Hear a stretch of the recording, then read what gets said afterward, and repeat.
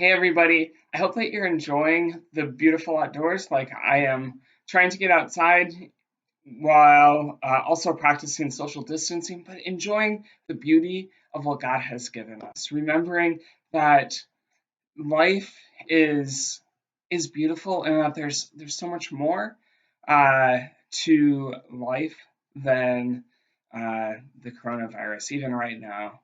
Uh, One of the things that I really appreciate about living in Iowa is the seasons and the fact that we have different seasons and each of those seasons bring something new. I really love winter, as odd as it sounds in the cold, because it makes us appreciate summer and spring all the more.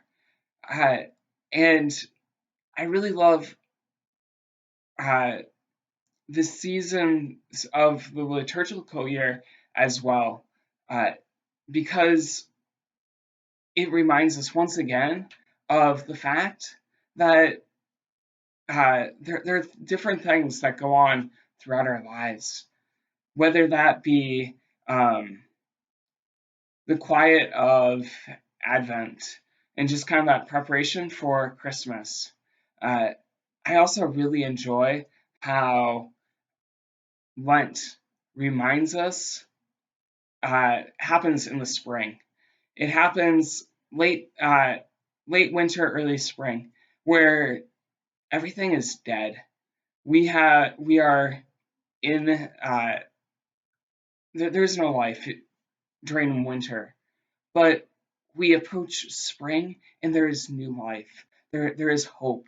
And during the season of Lent, we see that same theme of from death, from ashes, uh, the ashes that we receive on Ash Wednesday, to new life and to new hope at Easter time, where we go from the tomb to the resurrection.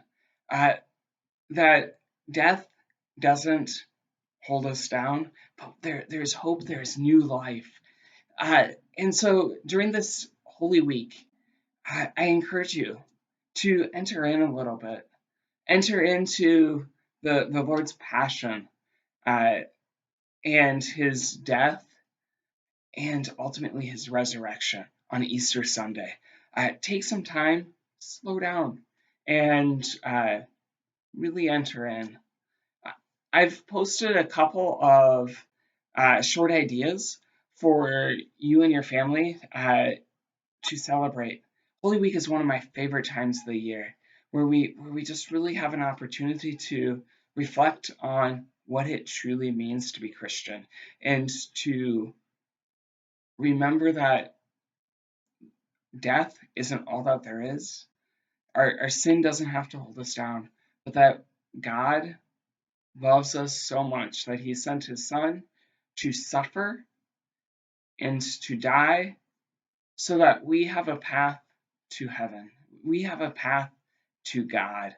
Uh, so I'd encourage you during the Holy Thursday, sit down with your family and enjoy a meal together, and then read the Gospel for of the Last Supper and Good Friday.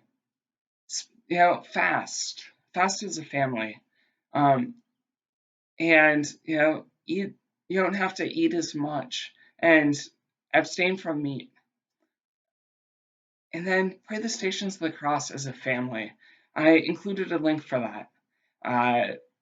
That I think will be good for the whole family. And there's a lot of other Stations of the Cross versions that you can find on the internet.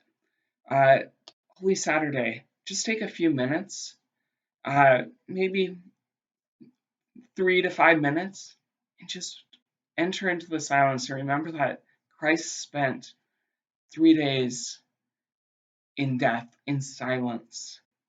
And then on Easter, rejoice, celebrate with your family in whatever way that you can this Easter season. You may not be able to go and have the huge celebration that you have had in the past.